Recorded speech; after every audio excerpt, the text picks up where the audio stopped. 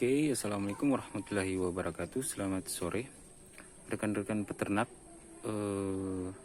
pecinta unggas dan hobis dimanapun kalian berada. Semoga tetap diberikan limpahan keberkahan, kemudahan dalam menjalankan segala aktivitas dan dimudahkan dalam mencari rezeki. Dan yang sakit, semoga cepat diberikan kesembuhan. Amin amin ya robbal alamin.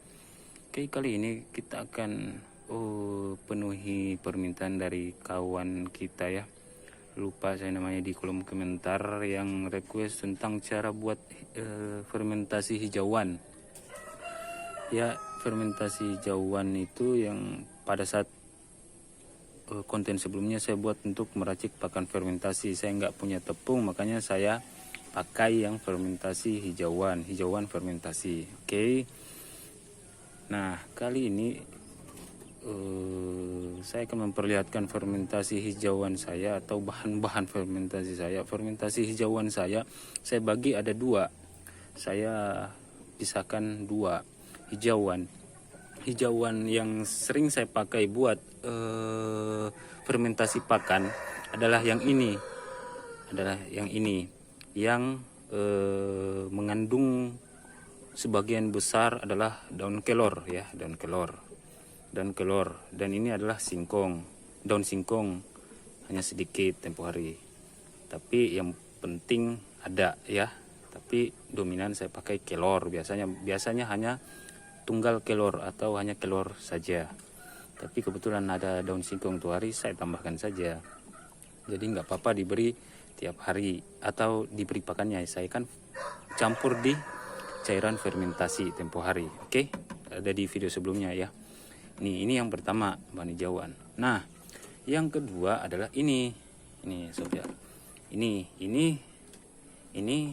nggak saya campur di bahan fermentasi karena ada bahan fitobiotiknya atau daun pepayanya, ada binahongnya yang mengandung antibakteri, antivirus. Jadi saya nggak campur di pakan fermentasi pembuatannya.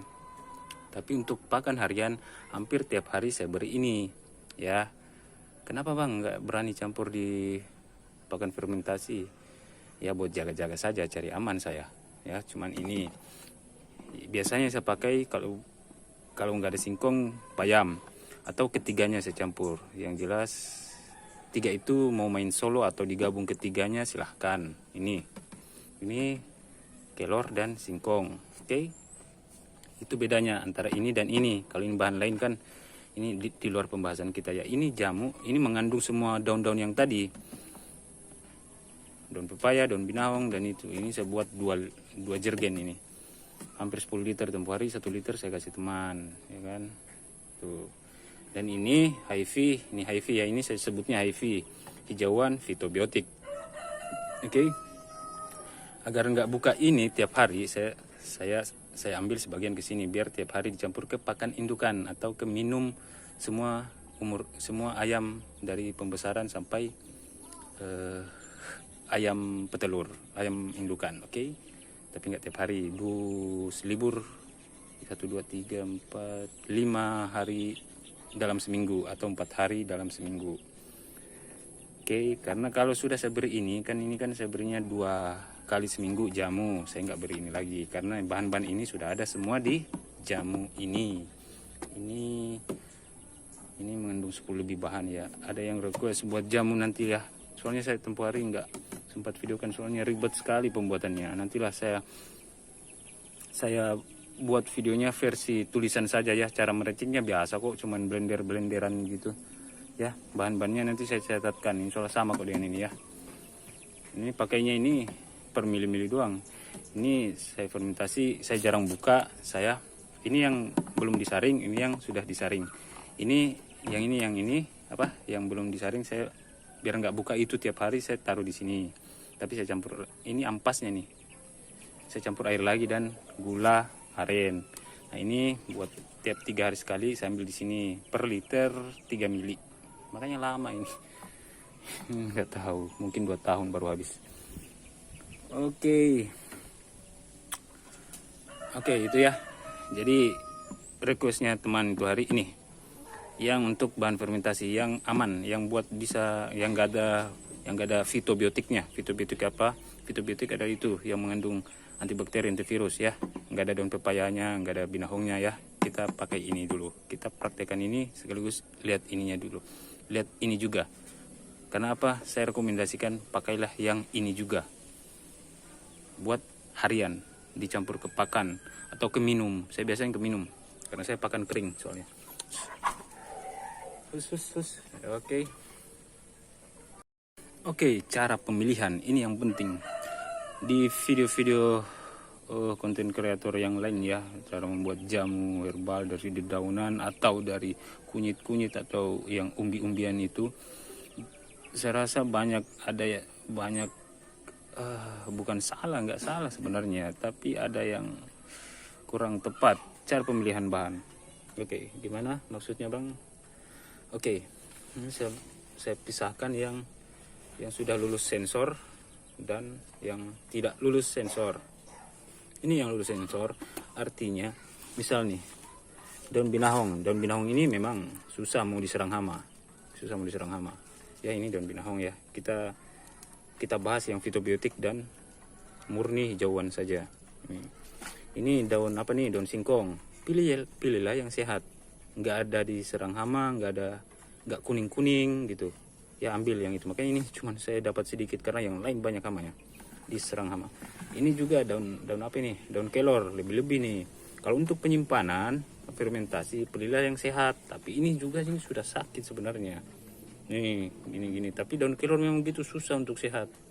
Ya sehat 100%. Jadi saya ambil yang kurang penyakitnya saja.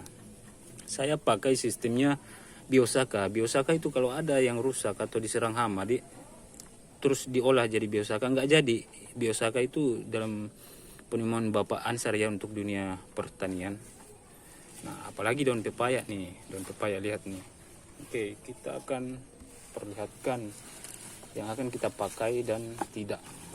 Oke, ini lumayan nih. Walaupun ini layu karena kena panas. Semestinya ambillah pagi hari. Oke, ini lolos sensor.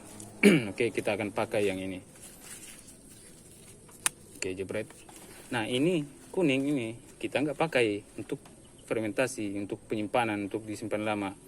Kalau kayak begini saya nggak pakai, ya. Walaupun diambil ini dan ini saya nggak pakai juga ininya, karena temannya ini kan satu koloni nih, saya nggak pakai. Karena apa? Pasti sudah ada jentik-jentik penyakit di daerah sini juga. Ini kan sudah kena, ini pasti sudah menular ini.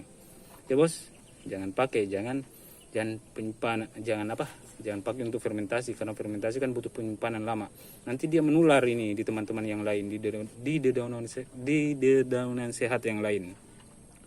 Oke, kalau ini saya ambil gini, saya buang ya, Oke, yang ini saya cacah buat kasih ayam nanti sore, nggak usah saya fermentasi. Oke, ini saya simpan buat dicacah saja. Oke, buat langsung dikasih beri ayam. Kalau buat simpan nggak usah ya, buang saja atau kasih ayam. Nah, ini juga nih sudah kuning-kuning kayak gini saya nggak pakai nih. Bukan nggak pakai, nggak akan fermentasi. Maksudnya cari yang hijau betul. Ini kan, nah, sudah cacat ini bos. Oke, itu cara kita memilih daunnya. Ini nggak ada apanya, kutu putihnya ya ada sih, tapi nggak banyak, nggak apa-apa. Kita kasih cacah saja, kasih ayam. Ini baru satu yang lolos sensor. Oke, kedua, nah ini boleh nih. Ini walaupun agak kuning-kuning begini, ini masih bisa lah, masih lulus sensor. Oke, kita ambil ya. 2 gagal, 2 berhasil. Ini yang kuning sudah tidak terpakai lagi, kita cacah saja buat langsung kasih ke ayam nanti. Oke, ini cek. Ini belum kita cuci ya bos, belum kita cuci. Kenapa? Nah ini kan wajar nih ya, kayak laba-laba gitu. Nah, lolos sensor nih, belum kita cuci. Nanti setelah lolos sensor kita baru cuci. Nah ini sudah kuning nih, sudah layu sekali, kurang tahan terhadap panas. Jadi buat pengobatan ayam atau buat apa, ini sudah dia jaga dirinya saja nggak bisa, gimana mau jaga makhluk lain? Gitu saja prinsipnya bos ya. Ini sudah letoy ini lemah, tak berdaya. Oke, kita kasih nanti sore langsung kayak merajang, nggak usah difermentasi.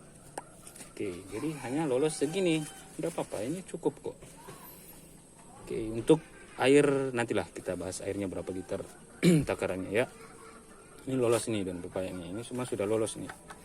Nah, kita lihat daun kelor yang nggak lolos tadi sudah saya seleksi memang. Nah ini nih, Anda pakai daun kelor gini buat fermentasi, buat pengobatan, buat disimpan, buat fermentasi, ini menular ke bahan-bahan sehat yang lainnya. Ini nih kuning nih, tuh parah sekali. Nih, oh, aduh, jelas nggak ya? Kalau langsung ini, kalau nggak kemerahan nih, ini yang kayak begini, kuning gitu nggak usah. Buat pakai saja, buat dibuang saja. Oke, jadi ini yang lolos seleksi.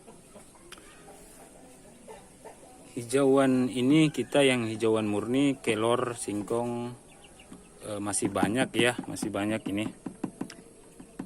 Kalau ini masih sedikit, saya tadi pakai ini buat si itu, buat tambahin ke situ. Tapi ini masih banyak ya, menurut saya masih bisa 2 mingguan atau seminggu kita pakai. Ini sisa sedikit, kita pakai langsung ke sini saja. Kita buat yang itu.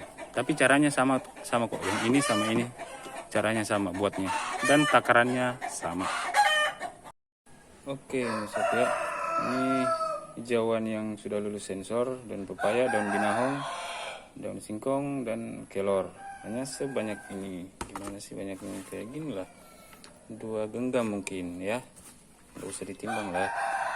Ya 2 genggam lah ya. 2 genggam. Saya coba pakai air. Biasanya saya pakai air leri ya. Air leri 1 atau 2. Tapi lagi kosong, kita pakai air biasa. Oke. Air pump. Oke, langsung saja kita tes ya, seperti biasa sob, nggak ada yang istimewa, hanya haluskan saja.